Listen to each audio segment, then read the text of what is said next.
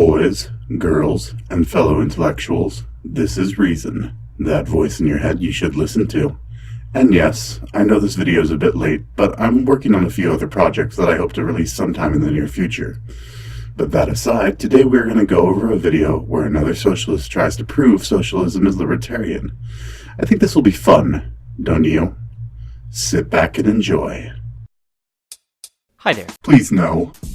So, last time we talked about socialism in a broad sense, and as I mentioned, there isn't just one consensus about what socialism is. There's quite a lot of different kinds, actually. I don't know. The definition of socialism seems pretty clear to me. So, today we're gonna get specific! Yeah, thanks for the ear rape, jackass. And I'll explain what I personally believe. Okay, so what I'm hearing is the old argument, it's not real socialism because it's not my socialism. But see, it's about to get even worse. Which is Libertarian Socialism. Socialism is not libertarian. But I guess I'm gonna have to explain why, seeing as you've made it abundantly clear you don't understand how that's an oxymoron. So, first off, let's pull out that old dusty dictionary and see what the definitions are here. Webster's New International Dictionary defines a libertarian as one who holds to the doctrine of free will. Also, one who upholds the principles of liberty, especially individual liberty of thought and action. See, here's something you probably didn't realize, but you see that word right there? That word right there at the start of the last sentence? That is the contradiction.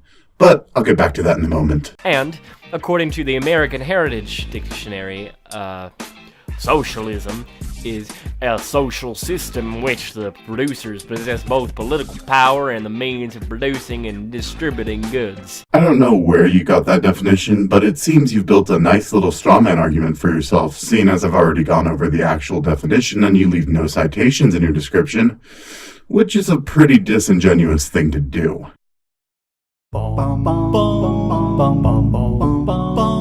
Mr. Strawman, give me a break. Just shut your pie hole, for goodness sake.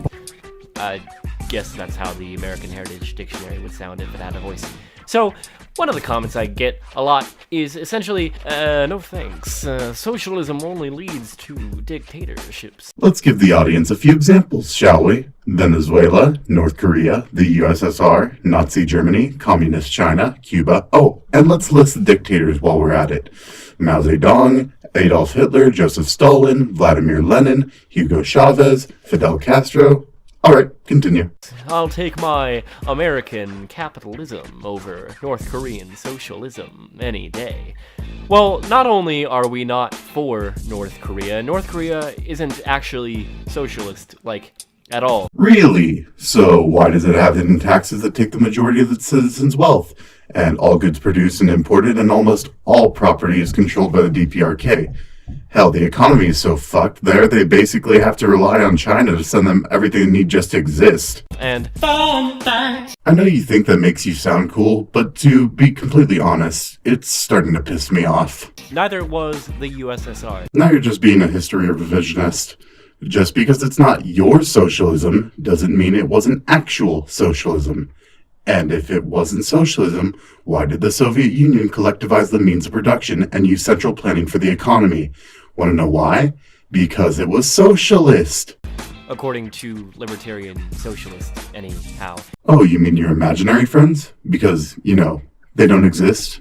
Socialism advocates for the abolition of private property, which is a violation of natural human rights as proven by first principles and protected under the non-aggression principle.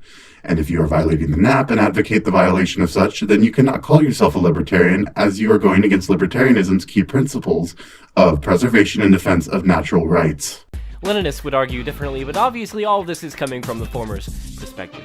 We don't consider these states socialist because there isn't such a thing as a socialist state.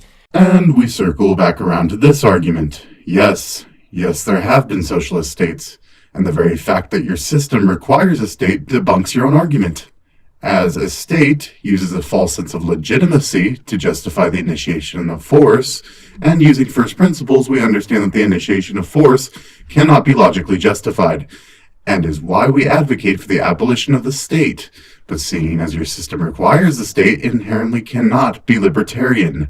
There's a really good video by Libertarian Socialist Rants that I'll link to. And I'll leave a link to the video Esoteric Entity did on that video, which completely debunked it, down in the description. That gets to all of this. Basically, we're libertarian, not in the American political party sense of the word, but in the sense that we don't like using state power to achieve our goals. Funny, seeing as your entire system can't even be implemented without the power of the state. Be honest. Your entire system revolves around the collectivization of private property, and you can't take private property without voluntary trade or the initiation of force.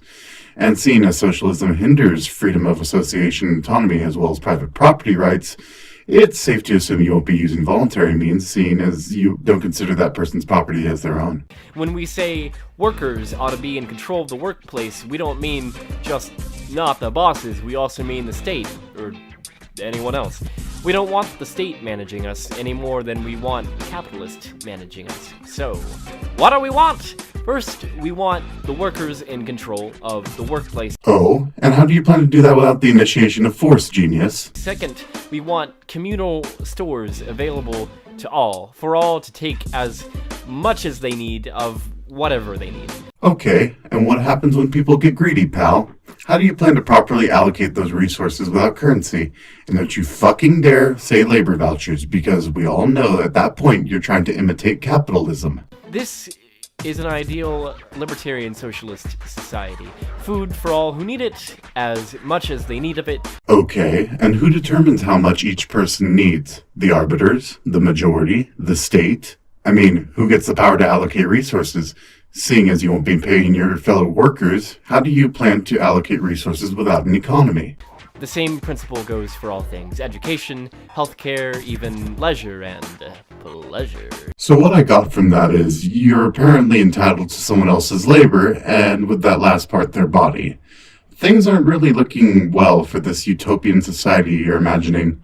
Also, why would you use a picture from the Rocky Horror Picture Show? I mean, I'm not judging if you're into that kind of thing, but if you're trying to incentivize your audience, then wouldn't it be wise to appeal to a larger demographic? If you know what I'm saying. The incentive people in such a society have to provide for everyone else is, well, because benefiting individuals benefits society. The good you put out into the community comes back to you when you need something. So basically what you're saying is people are naturally good-hearted. Yeah, we're gonna have to disagree with that. See, the truth is, humans are naturally greedy and want whatever benefits their self-interest. The problem with socialism is that it fails to acknowledge this, whereas capitalism utilizes it for the benefit of all parties. Because under capitalism, in order to get what you want, you must help others achieve their goals. A common counter-argument would be to say, what's to stop people from taking everything for themselves? Well, if they can already get what they need, basically whenever they want, there's no reason for them to take more than they have to. Again, no, it doesn't stop people from getting greedy. If anything, you're going to enable being greedy until you run out of the finite resources that everyone needs. Do you know what comes after you run out of resources? Greed and theft only exist in a society where there's enforced artificial scarcity. There just wouldn't be any point to it. What the fuck are you even going on about? Oh, and this might go without saying, but probably doesn't. This system would replace a market economy, since markets are based on imbalance. No, actually, they are based off of resource allocation, self-interest, and the interest of the consumer. But then again, if you did even basic economic research, I guarantee you wouldn't be a socialist. The whole exchange of goods and services for money or barter would be made obsolete. You make a lot of claims yet fail to explain them, and even when you try to explain them, your explanations are illogical. For instance, your explanation of incentives was not even based in reality, let alone logic. The point of a revolutionary society would be radical equality of race, gender, sexuality, ableness, more things I'm not gonna list because I'll forget one, and economic equality. If you mean equality of outcome, you're about to fail hard. And when I say hard, I mean hard. Talk of which has been lacking in the current mainstream political discourse. And, to boot, not only could this work, it has. For a few examples, take revolutionary Catalonia, the Paris Commune, or the Free Territory in Ukraine. I debunked those in an earlier video, but to summarize what I said, if it can't last long enough to see the full effects of socialism or communism, then you can't count it as a success. Or, going on currently, IRL, the Zapatistas in Mexico. If you can't provide their economic statistics, then how can you say they're a success? For all we know, they could be starving. Not only that, but the movement itself initiates force, which is something libertarians are sternly against. You're literally digging yourself a hole. I probably butchered at least one of those pronunciations, but I tried. If there's one historic flaw that has done otherwise successful systems in, it's that it's hard to withstand the might of an entire military. Last time, I also mentioned that I'd be talking about communism, and lo and behold, what is this loser talking about? Libertarian socialism. You mean an oxymoron? That's not communism at all. Or wait, is it? Well, yeah, according to Libertarian Socialist, aka me, we've also been known to call ourselves Anarcho-Capitalist, or Ancoms, if you're a cool kid. Oh goody, another oxymoron. I'll leave a link below to the video I did explaining how anarcho-communism is a contradiction. Well, that's the end of that dumpster fire. If you enjoyed the video, please like and share. And if you haven't already, subscribe. If you want to support the channel directly, I have a Patreon. As for news, I suggest you pay attention to Hoodie Demon's channel. So for now, remember to stay reasonable, and that everyone is equal under socialism because everyone is dead.